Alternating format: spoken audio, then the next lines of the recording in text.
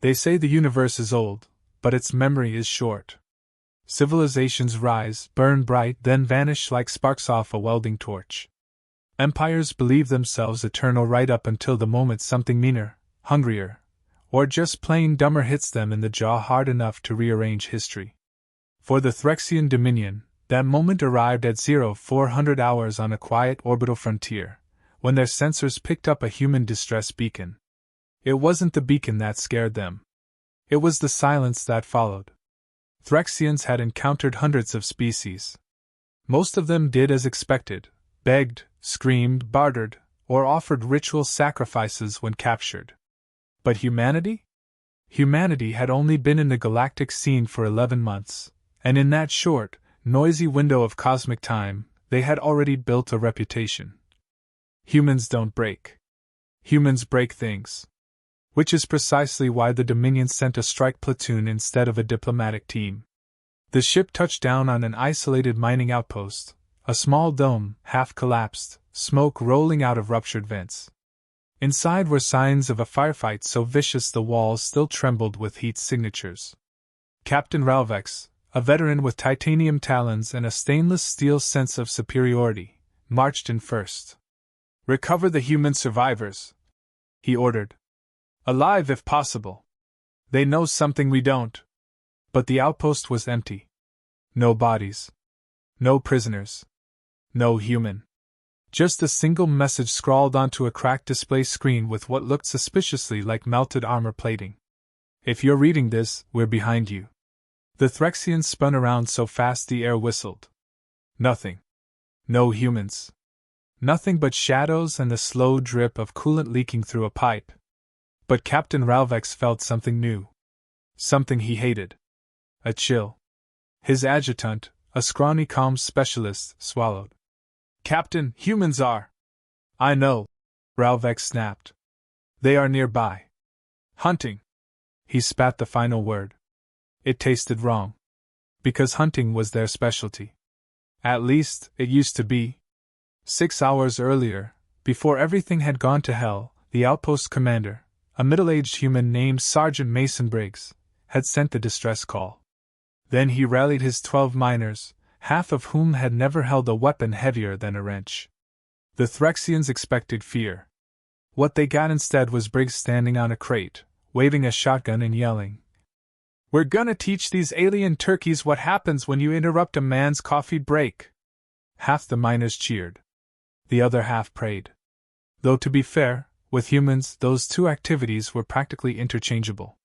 The Dominion attack force, 40 trained soldiers in full combat rigs, hit the outpost like a tidal wave of arrogance.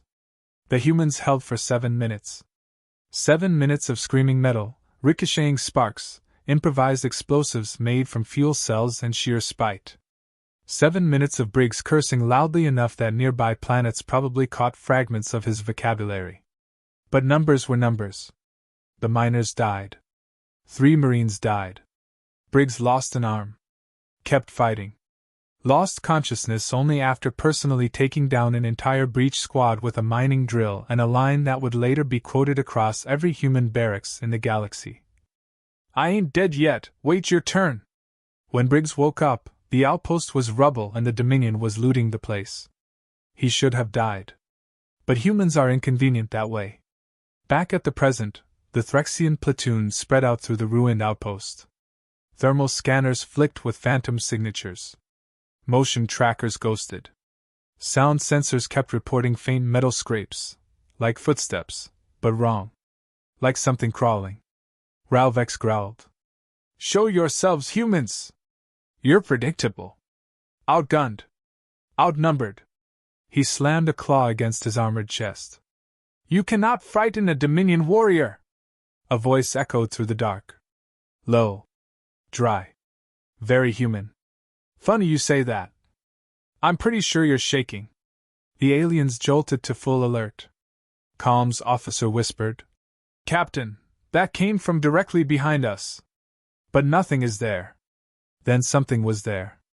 A flare burst overhead, blinding white, so bright it carved shadows into the walls. When it faded, the Threxians stared in disbelief. The outpost was no longer empty. Humans, at least 8 of them, stood among the rubble like ghosts pulled straight from war legends. Scavenged armor, burn marks across their faces, makeshift weapons that looked more dangerous than professional ones. Their leader limped forward. One arm missing. Expression amused. Sergeant Mason Briggs. Ralvex hissed. Impossible. Our scanners showed no life. Briggs shrugged. Yeah, well, scanners don't work so great when someone rewires your entire grid with mining explosives and a prayer. He tapped a device strapped to his chest, a tangle of wires and humming coils. It's called a disruptor. Made it myself. Not pretty, but neither are we. The aliens raised weapons. Briggs smirked. Now that I've got your attention, here's what you don't get about humans. He leaned forward, voice dropping to a near whisper, perfect for a chilling YouTube narration. You can kill us. You can outnumber us. You can burn everything we built. His eyes hardened. But we don't stop. He snapped his fingers. A second flare erupted, not light this time. EMP, massive. Blinding. Armor killing. Every Threxian suit locked up at once, freezing them mid-movement. Briggs rolled his shoulders. See, Captain, you came here hunting humans. He drew a knife cut from a shard of starship hull. And now? His grin widened, dark and dangerous. You're the ones being hunted. The flare faded. Smoke drifted. The outpost fell silent. And somewhere in that silence, as the humans advanced, weapons raised with brutal intent, Captain Ralvex finally understood what terrified every species that had ever crossed Earth. Humans didn't fight battles. They made them. They engineered chaos, weaponized desperation, turned survival into an art form and violence into a craft passed down like folklore. They scared the galaxy because they simply refused to die on schedule. As the first scream echoed through the rubble, the Dominion learned the oldest truth in the universe. You can fight a monster, but you should never corner a human. The Dominion soldiers had always prided themselves on their discipline. But discipline meant nothing when your armor locked, your weapons froze, and 8 wounded, furious humans advanced like ghosts who'd clawed their way back from the grave just to make a point. Captain Ralvex tried to move. Nothing. His suit hissed and spat sparks, trapped in a rigid stance like a metal statue commemorating bad decisions. The humans approached slowly, savoring the fear. Mason Briggs limped in the lead, one arm missing, face bruised, walking as if death had tried to collect him and he told it to take a number. Let me guess, Briggs said casually, tapping the captain's frozen helmet with the blunt end of his knife. You were expecting us to scream, cry, or surrender? Ralvex tried to speak. Only static crackled. Briggs chuckled. That's a yes. Good. Means you haven't met enough of us yet. Behind Briggs, the surviving miners fanned out, each carrying makeshift weapons crafted from whatever the destroyed outpost could provide, sharpened pipes, repurposed plasma welders, a buzzsaw someone had attached to a broom handle with duct tape and optimism. One miner, an old man with a beard stained gray from coolant fumes, leaned on a damaged railgun. Sergeant, he muttered, remind me why we're fighting these things again. Briggs shrugged. Because they started it. And because they blew up my coffee pot. Another miner whispered darkly. Briggs lifted a finger. That too. War crimes, really. A ripple of human laughter, weary, broken, but undeniably human, rolled across the battlefield. Threxians hated that sound. Because it meant the humans were still dangerous. Briggs raised a hand, and his people prepared to execute the immobilized aliens. Then he paused. A thought flickered behind his eyes, a flash of cunning that made even the humans shift uneasily. Wait. He crouched so his face was inches from Ralvex's visor. Before we finish this, Briggs said, I've got a question. Ralvex's mandibles twitched. A sign of deep discomfort. Briggs tapped the alien's helmet with his knife. Who gave the order to attack us? I know it wasn't your idea. You grunts don't do anything that creative. Finally, after a mechanical stutter, the captain's suit rebooted just enough to allow speech. The order came from the Pre-March Council. Ralvex rasped. Humanity is to be pacified. Considered volatile. Dangerous. Briggs snorted. Well, they got that part right. A miner muttered. We should have been diplomats. Briggs waved him off. Diplomacy's above my pay grade. He turned back to Ralvex. So the Council wants us pacified? Let me give you a little advice, Captain. Humans don't do pacified. We do angry. We do stubborn. We do burn the bridge after crossing it just to make a point. But pacified? He laughed softly. We skipped that feature in the factory. The captain's voice cracked with frustration. Why do your kind fight with such madness? Madness? Briggs grinned. Buddy, this is therapy. One of the miners nudged Briggs. Sergeant, got incoming pings. The humans froze. A sound trembled through the ruins, heavy engines, approaching fast. Not Dominion engines. Too low. Too aggressive. Too familiar. Briggs squinted. Is that? The air trembled. Dust rained down from the broken ceiling. Then, rising over the horizon like a metal sunrise, came the shape every Dominion soldier dreaded. A Terran Longbow-class dropship. Built like a brick. Flies like a brick. Survives everything short of a black hole. The Dominion platoon collectively panicked. Armor rebooted. Servos screamed to life. Briggs smirked. Well, look at that, rescue arrived early. Usually they wait until I'm actually dead. The dropship roared to a hover, kicking up a hurricane of debris. Gatling coils hummed. Missile pods unfolded. A voice boomed from the external speakers. Sergeant Briggs, if you're still alive, stop breaking things. Briggs rolled his eyes. Oh hell. It's Commander Hale. He's gonna give me paperwork for this. The ramp slammed down. Out stepped Commander Jonah Hale, a mountain of a man, beard like someone grafted steel wool onto a Viking. Older, angrier, and carrying a rifle that looked like it should be shipped with a warning label. Hale surveyed the outpost, the bodies, the terrified Dominion soldiers. His expression hardened. Briggs, what the hell did you do? Survived? Briggs offered. Hale sighed. You're impossible. Then he pointed at the captured Threxians. Any of them still breathing? Too many, Briggs said. Good. We need messengers. Hale walked right up to Captain Ralvex, leaned in, and spoke with the calm, measured tone of a man who had seen too much combat and not enough vacation time. Tell your Primarch Council this, humanity didn't ask for a war. But if they want one? He tapped the side of his rifle. They're gonna get the deluxe package. Briggs cleared his throat. With complimentary coffee. And dental, Hale added grimly. Because when I'm done, they're gonna need new teeth. With the drop team's help, the Dominion soldiers were disarmed and herded into a tight formation. Those whose armor had partially rebooted were tied with industrial cabling, an indignity almost worse than capture. Rage burned in Ralvex's eyes. Human, you cannot win a war against the Dominion. We hold half the galaxy. You are insects. Briggs leaned on his knife like a cane. Insects? Maybe. But some insects ruin entire planets. Hale gestured toward the dropship. Get the wounded on board. Leave the prisoners.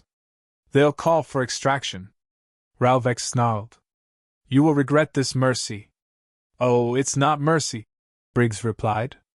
It's marketing. We want your bosses to hear the story from someone who wet themselves personally. Even Hale smirked at that. As the humans loaded up, one young Marine glanced back at the battlefield. Sir? She asked Briggs quietly. Do you think this war's really happening now? Briggs looked across the horizon, at the smoke, the broken structures, the bodies. His voice dropped to a quiet rumble. It already happened. This was just the universe sending us the memo. He climbed aboard the dropship. Now let's go show the galaxy what humans do when someone tries to break us. The ramp closed. The engine screamed. And for the first time in Dominion history, an entire platoon of elite soldiers stood shaking, not because they were defeated, but because they realized something far worse. Humans hadn't even started fighting yet. The Dominion High Citadel was a monument to arrogance, 5 obsidian towers rising from the capital world like the claws of a predator clutching the sky.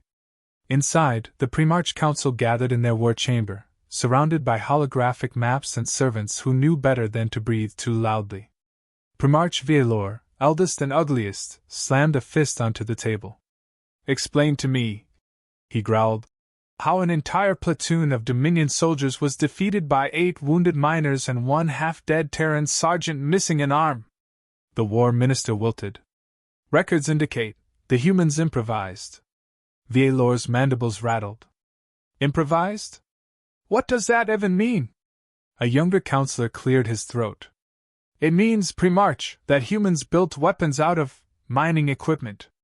Another chimed in nervously. "And apparently Sergeant Briggs constructed an EMP from a coffee machine." Silence. A dangerous, simmering silence. Vielor's voice dropped to a deadly whisper. "You are telling me the most powerful army in the galaxy was crippled by office appliances?" The chamber exchanged panicked glances. Finally, the war minister said, "The humans do not follow typical survival patterns." "No," Vielor hissed. "They do not." He turned toward a massive screen where Ralvex, battered, humiliated, arm erect, stood broadcasting from a medical ward. The captain bowed his head. "Primarch, I failed." "No. We failed," Vielor corrected. "We failed to understand the nature of humans." Ralvex trembled. "They hunt, Primarch. Even wounded. Even dying." "Yes." Vielor's eyes narrowed. "But that changes now. If humans will not submit, then we will not pacify them." He leaned forward, claws clicking. "We will exterminate them." Meanwhile, aboard the Terran dropship Bulwark, Mason Briggs was learning how much the medics hated him.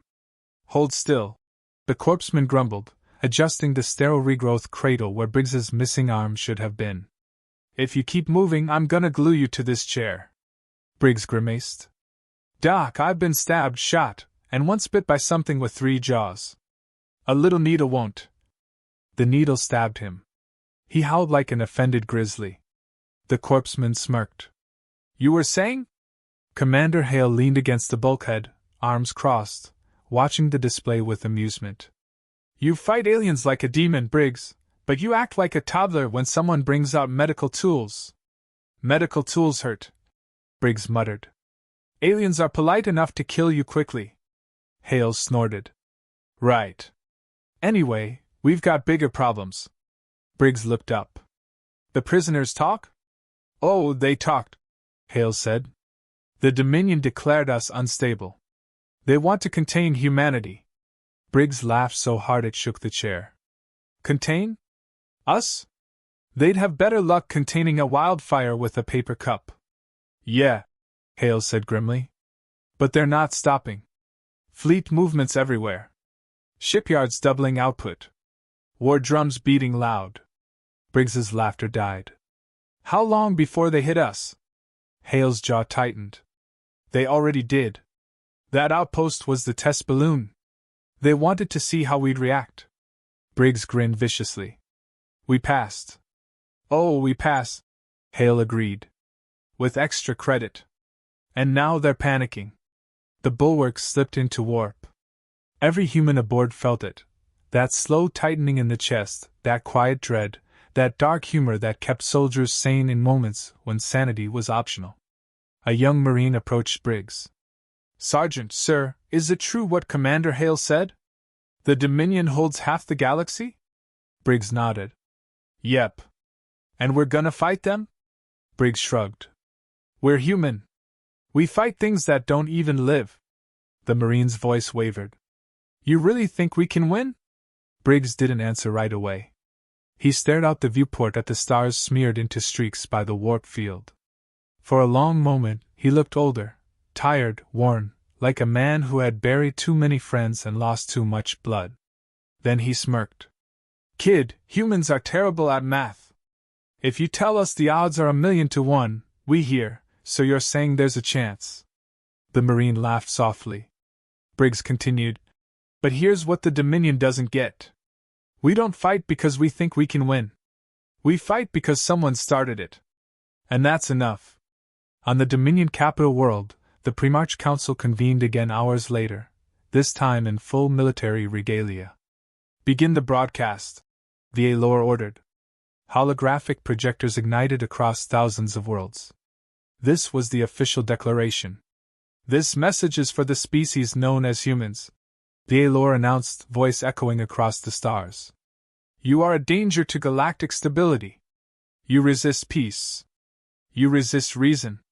You resist control. Briggs, aboard the dropship, watched the broadcast on a flickering holoscreen as medics fitted him with a new prosthetic arm, steel, rugged, and scarred by design. Commander Hale watched over his shoulder. The Alor's voice boomed. Therefore, by decree of the Dominion High Council, humanity is hereby declared a Class Red threat. You will surrender immediately or be wiped from existence. Briggs snorted. He sounds like my ex-wife. Hale smirked. At least your ex didn't have a fleet. Briggs shrugged. She tried.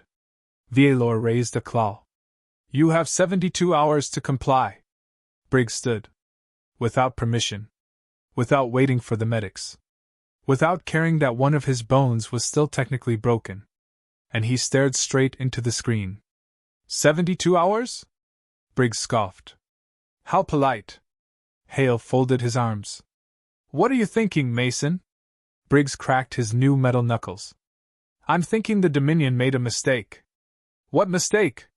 Briggs's eyes gleamed with the savage joy of a soldier who had finally been given permission to cause biblical levels of trouble. They warned us. Hale blinked once. Then he smiled. A slow, dangerous smile. Send the message to Earth, Hale said. Tell the generals, humanity's on a deadline. Briggs nodded. And tell them to start the thing. Hale frowned. Which thing? Briggs grinned. You know. That thing. Hale's face shifted from confusion to realization to horror. Oh no. Mason, not that. Briggs nodded again. Oh yes. Far across the stars, the Dominion prepared for war. But on Earth? Humanity began preparing something else. A response. Not diplomatic. Not measured. Not civilized. Something terrible. Something ancient. Something the galaxy had never seen before. A plan whispered about only in classified briefings. A plan every soldier hoped would never be used. Codename. Operation Iron Grave. And when it was unleashed, the galaxy would understand why humans were feared. 3 days later, the Dominion fleet hovered at the edge of Sol's system, a colossal swarm of warships, bristling turrets, and energy cannons, ready to end humanity with the precision of cold bureaucracy. The Primarch Council believed they held the ultimate advantage: superior numbers, superior technology, and a galaxy-wide confidence that humans were just another insect to be squashed. They had never met Briggs. They had never met Hale. They had never met human stubbornness. Aboard the dropship Bulwark, Mason Briggs stood before a command console, boots scuffed with ash and blood, one hand wrapped in bandages, the other gripping the new prosthetic arm like a weapon in its own right. Commander, he said to Hale. Ready to make history? Hale's grin was grim. Ready to make monsters cry. Briggs tapped a finger across the holomap, revealing what had been whispered about in every human military corridor since first contact: a network of clandestine orbital stations, hidden mines, and AI-controlled strike pods, all rigged for surprise, total chaos, and maximum embarrassment for anyone who underestimates humans. Here's the plan, Briggs said. We hit them where they think we'll hit. Then we hit them where they know we can't. And finally, he tapped the holomap again, tracing a line straight through the Dominion fleet. We hit them where they least expect. Hale's eyes widened. That's insane. Exactly, Briggs said. And if they survive, they'll hate us for the rest of eternity. The young Marine whispered. Sergeant, they have thousands of ships. How do we? Briggs smiled, bloodied, scarred, and utterly human. Do you hear that? That's fear. And fear's free. We're gonna sell it like it's premium stock. The first strike was quiet. Too quiet. A flash of light here, a disruption there. Dominion warships lost communication, shields collapsed, engines died mid-flight. Entire squadrons of fighters collided with each other, unable to distinguish friend from foe. The humans had turned Dominion tactics against themselves, using hacked AI commands, electromagnetic pulses, and improvised cyber weapons built from Earth tech scavenged across decades. Briggs watched from the dropship, grinning like a child lighting fireworks in a graveyard. Hale muttered, "You're terrifying." "Thanks," Briggs replied. "I try." Then came the second strike. Orbital bombardments launched from asteroids rigged with massive explosives, launched with perfect timing. Dominion command vessels erupted in flames, killing hundreds of officers in minutes. The shockwaves sent smaller craft spinning into the void like toys. Briggs leaned back, finally enjoying a cup of coffee someone had managed to smuggle on board, a tiny rebellion against chaos. "Nothing like coffee and genocide," he muttered, savoring the irony. Hours later, the fleet descended into full-scale panic. The Pre-March Council convened a crisis session in orbit over their capital world. Vielor's face, usually a mask of superiority, was twisted with rage and disbelief. How did this happen?" he demanded. "Our technology, our numbers, our tactics." Ralvex, shackled and brought before the council as a living example, could only tremble. "Premarch, humans, they think differently." "You sound like a child blaming the storm for being wet," Vielor snapped. "No, Premarch," Ralvex said quietly. "They are the storm." And that was the truth. Humans moved like predators shaped by millennia of survival on a violent, unforgiving world. Each step, each tactic, each explosion, deliberate. Terrifying. Beautiful in its raw efficiency. Briggs and Hale led a boarding party onto the largest Dominion flagship. The corridors were sterile, metallic, silent, a graveyard waiting for its epitaph. Dominion soldiers scrambled to respond, but it was too late. The humans struck with surgical brutality, explosives, EMP grenades, and precise sharpshooting that left nothing alive. Briggs paused in the command center. Screens flickered, showing Dominion generals arguing. Vielor himself had finally arrived to witness the chaos firsthand. Briggs grinned. "Hello, Pre-March. Sorry for the mess. We're just cleaning up." Vielor growled. "You will die for this." Briggs tilted his head. "Funny. We were just about to ask you the same thing." The humans pressed the advantage. Trapped, outnumbered, but fighting with the intensity of every story told around every campfire on Earth, the Dominion leadership was annihilated. Vielor tried to escape in a shuttle, but Briggs fired the last missile he had with deadly accuracy. The Primarch's ship erupted in flame, scattering debris like a warning to every empire in the galaxy. When the dust settled, silence fell. The Dominion fleet, crippled, fled. Humans didn't celebrate. They didn't gloat.